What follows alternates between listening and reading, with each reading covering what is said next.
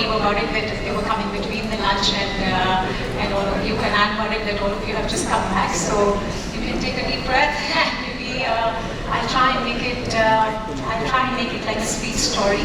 I'm going to be representing Vistara, and through my eyes, some of our learnings, some of our challenges, with a deeper perspective on what has happened in the last 2.5 years and the impact that it has had. I want to talk about customer experience and employee experience, but just few dimensions which I think have played their very important key role in how you experience Vistara today. My voice okay? Can you hear me, or do I need to use this at the back? Okay, yeah. Thank you. So with that, innovation through a Humane Core. Yes, the father of total quality management once said, innovation comes from people who take joy in their work. Just a little twist from my eyes is, this joy happens when you experience love in your work. And I'll be talking about some mushy stuff here. So this love, as the wise men say, is like the sweetness of emotion, or the pleasantness, or this heady feeling when you are in love. And the flight which you just talked about, or fly, and then you feeling, it's like, it's like that flying feeling. So how I see it to my eyes, this feeling of, or this flight, or this new feeling happens, and what magic does it kick in? What magic does it create in how we do our work? So when I said that, last 2.5 years especially, and I'll be touching upon some of those dimensions in our customer experience, in our employee experience, which have been most challenging for the entire human race, where the values, where the inventions, where the resources, where the very survival of human race has been in question. And this famous National COVID Memorial Walk, which kind of inspires me that maybe this innovation through these multiple hearts that you see here could come through through a Humane Core, which would be possible to savior through these very tumultuous times. So, cut to 2019 December. What was, taking a closer look at the context, what was happening in our world was that we had heard that there is a virus called as COVID-19, which has happened in Wuhan, and the news were trickling down how it was impacting the world.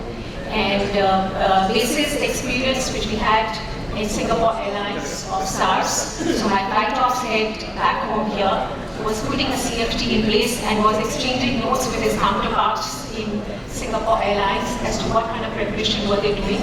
So accordingly, a CFT was formed much early on before, as a country, we started responding to the pandemic. And so from customer experience perspective, whether it was placing the orders for masks, PPE kits, or putting certain processes in place, etc., was all in works way back in late 2019. And yet, paradoxically, what was happening was we had just finished 5 years of Vistara, so we were celebrating the 5 years, big milestone of completing 5 years of Vistara in Jan 2020. I had just taken a short holiday trip to Singapore with my daughter, and I had come back, and I took another trip to Chadha with my little daughter to show her the dance festival there. So that was the paradox in the context which was happening, that yes, we were welcoming our big bird, our first Dreamliner Boeing 787-9. So amongst those celebrations was a parallel preparation, and I think those contradictory experiences, emotions, and all that was happening in the country. And of course, cut to March 2020, as you remember, the Chadha curfew happened. So, and it was, life halted, and we had to think all of a sudden, though preparations had started, and still all the preparations versus what was coming our way at that point in time, all the aircraft had to be called back, all the, which had partly for them had to be planned, all the crew had to be, called back from different stations, and locking off the offices needed to be done. A CFT led by the CEO himself across various departments. Each of the division heads were asked to prepare their BCP plan. IT servers have to be shifted, customer experience had to be taken back home, and all that preparation was kind of started, but still we didn't know how it would hit us. I'm sure the story is not unique to Vistara. It is a story which all of us across industries would have experienced. Engineering, maintenance of aircraft, night guarding of aircraft, leaving from essential services, all that planning, despite all of the lockdown, cartoning of highways and planning of your crew movement, despite of all of these challenges, was all in the works. And of course, from an HR perspective, it was mid-March. I had to do the payroll. I had to make sure that staff would get paid, not just on time, but before time, and that would all have to happen remotely. So, what was, and when I touched upon the feeling of love, what was it that was, and I call it the Vistara love.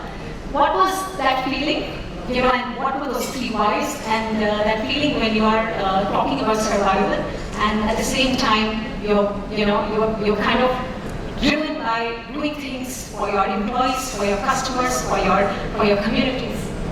And some of the how pieces which when I would look back, which I put together was stick to basics, saving lives and saving jobs, staying connected no matter what, high touch, high tech, emerging better and not bitter despite of very challenging circumstances, doing what the moment demands, continuing to love, and of course trust, love and intuition, which is at the heart of everything, being responsive and responsible, safety and compliance always for our customers. So very specifically, taking a dip, another deeper, closer look to cut to 2021 April, if you recollect, when actually the wave 2 happened, and another, so to say, not an enlightening moment, but like, an experiential moment which you have when you start thinking that what is it that made us all manage that situation with grace, with responsiveness, and sticking to those basics that we just spoke about. So if I share with you some moments of truth there, what will you explain that how a lady pilot who just lands at 5:30 a.m. from Doha, she straightway drives to the hospital to donate plasma? How will you explain another pilot whom I would call at maybe 2 a.m. who's imparting a similar training during those essential services and COVID times, and I ask him that I need your help to go to DRDO and check the hospital facility so that we can explore some possible solution for another colleague who's looking for a hospital? What would explain that the project manager who was of this COVID task force, her husband was unwell, and she says, "Husband, you please take care of yourself, but I have more important things. I have my staff, and we can manage. I have my staff and and their families who are much more severe to take care of." How do you explain 2 colleagues who actually carry their colleague across to three hospitals in the midst of that most severe, when they know that they could themselves get contracted because the family of that particular colleague is not in town? So there are numerous such stories, and as I said, those stories are not just for Vistara, but those stories exist in each of those organizations, each of our organizations that we represent today. I think this slide is more about that it was that emotion to help, to take care, as I said, which is that feeling of being connected to one another as fellow beings, which is where some of these other interventions were put in place, because this was all not from a playbook. It was not something which was an SOP which was to be followed. It was not something which, as mankind, we had experienced or learned of. So quickly, COVID staff support, team was put in place, and which was at the central level as well as at the local task force level. There were SPOCs and HRBPs, and there were business SPOCs for each of the divisions. There was a COVID information center which was put in place. There was a vaccination policy. So it almost kept, driving vaccination completion to be the first airline to have completely vaccinated staff for the safety of a passenger, and more importantly, the safety of our staff, was achieved because this was driven more like OTP or on-time performance of an airline. So with that passion, we became the first Tata Group company to got its first approval for CBC and ensure that all our staff are not just 100% vaccinated with first dose, but also with second dose. On compensation, so yes, travel and tourism industries doomsday was announced. There was an IOTA report which said by 2023 or something, 70% of airlines will go bankrupt. So it was that obituary, which was very well, as I said, doomsday announced. And we are still keeping our spirits high to make sure that how do we come out of this pandemic together. On compensation, most of the other industries, that across the world, airlines had announced their layoffs, and being the Tata Group organization, I felt very grateful. I felt privileged to make a public statement that we will not do layoffs at a very early on stage when the industry was burning with losses and with a lot of insecurities. Very modest pay cuts happened. So maybe 70% of our staff at lower level, a certain pay and below, but completely untouched as far as pay measures were concerned. Ensuring that the pay was going to them not just on time, but every time before time. We were the first in the industry to reverse the pay cuts. So you would have heard a lot of unrest in the airline industry, which is airline is, it has the glamour, it has the challenges, it has all of that which comes together. But I think we have stayed through it with grace because of some of these initiatives. Coming to managing customers, so that was the employees piece that I just spoke about. Coming to customers, and maybe again it takes me back to 2018 or 19, I think. A little bit ironical to quote Veer Sanghvi, who had written in Hindustan Times. I know I'm at a DOI event today. There was an article which he wrote that I don't know how it was about that, as you know, that he's a food master. So I don't know how you teach an airline crew staff to convert a home cooked food or into a gourmet meal. So when you don't like airline food and you bring food from home, then how do you make that experience a memorable one?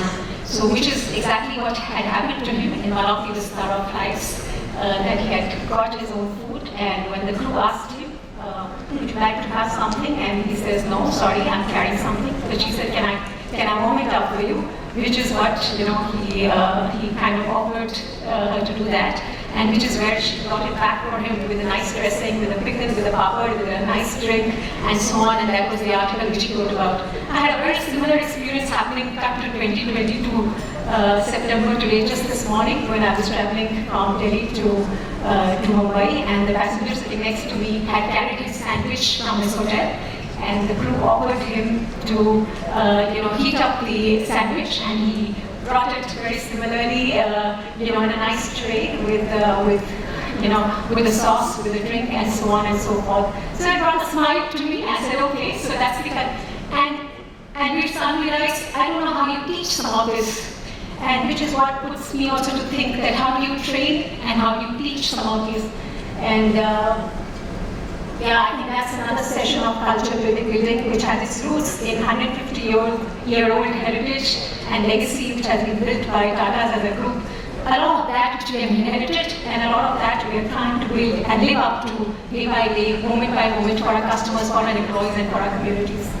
So Project Leap, whatever customer experience we have been able to get success with, Project Leap, it's not a project, but it's an intervention which plays its key part. So it's actually, as we know, that's a Sanskrit name for foundation. So that's the customer centricity culture foundation, which is embedded through this particular intervention. There are various aspects to the customer journey. There are 8 journeys which have been identified, starting from the need to check-in, to boarding, to off-boarding, to the in-flight experience, so on and so forth. So those 8 journeys are each of the CXOs in the organization owes each of these journeys. I specifically owes or the V-swaps or the culture building for customer centricity within the organization. So similarly, different journeys of customer, product, and so on is owned by the engineering head, and so on and so forth. Design of these journeys are there. There's a leadership immersion program. So all of us together participate in terms of how we want to look at the customer experience.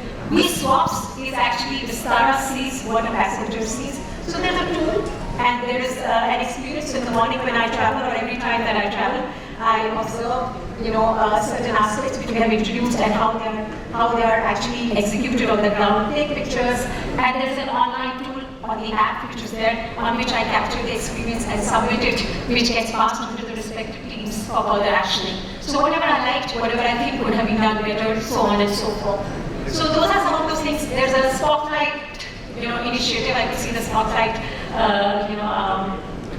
stall outside. So there's spotlight staff which performs well and how they're recognized and so on. This is the structure of the customer experience which runs in the back end. So as I mentioned, the entire management committee, it involves everyone. And program sponsor is the CEO. It's owned by a VP and head of customer experience. And there are weekly meetings, there are monthly presentations wherein we analyze the customer NPS, scores that we get, feedback that we get, all that gets discussed, debated very, very diligently at the senior leadership level. And even at the more local level, which is involving all our stations, our security staff, our ground handling staff. There's a recognition program being introduced for a ground handling staff, which is outsourced. So how do we engage with them, how do we partner with them, are some key aspects of the program interventions. So early outcomes, there is feedback on our communication and overall experience which we are working on. But I think the key secret sauce from my eyes is really involving everyone. So that is really, starting from CEO, the VP, CE who heads all of this, is ensuring that every CXO is part of this customer experience journey. Oh, okay, sure. I'll just take 2 more minutes. So some of the first which you can see, which is the first to have Starbucks. The Club Vistara program, Starbucks at 35,000 feet, the only airline to have a 3 cabin product. Pass on board, which was a very unique and the first of its kind initiative. So last but not the least is my communities. These are communities wherein we have done a lot of work in our wellness initiative. 3.5 lakh items which are distributed to 40,000 plus individuals across 29 cities. Participated in a national relief program where we offered to transport 10,000 plus kgs of cargo, offered to have welcome doctors, nurses representing government organizations to travel FOC on Vistara.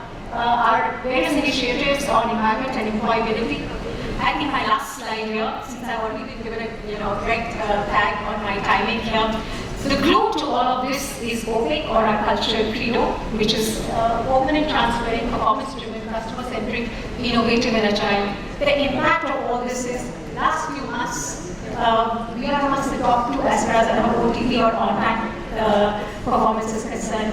Our customer complaints are the lowest in the industry. Our load factors are one of the highest in the industry. And most recently, in the last week only, at Skytrax awards, which are the Oscars of airline awards, Vistara was voted as amongst the top 20 airlines in the world.